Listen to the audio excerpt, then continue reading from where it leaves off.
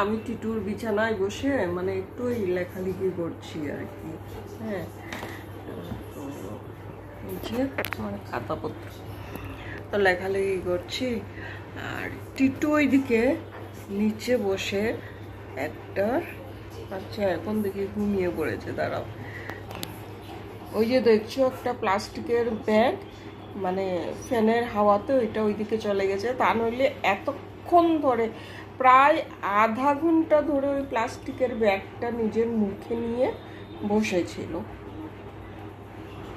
আর এখন এই এক্ষুনি মানে এভাবে পড়ে গেল আর কি।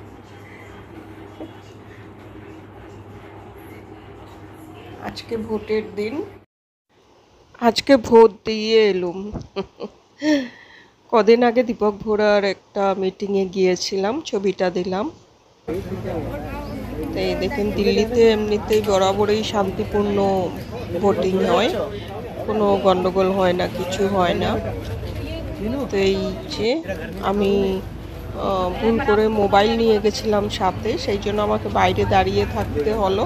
আমার বড় মোবাইল নিয়ে গেছিলো, তাই দুজনের মোবাইল নিয়ে বাইরে দাঁড়িয়ে আছি। আর বর গেছে ভোট দিতে, উনি আসবেন তারপরেই আমি ভেতরে ঢুকবো ভোট দেওয়ার জন্য। দেখো সবাই আসছে যাচ্ছে, সুন্দর, কোনো গন্ডগোল নেই, কিছু নেই, মানে খুবই শান্তিপূর্ণ ভোটিং সেন্টারটা আর কি।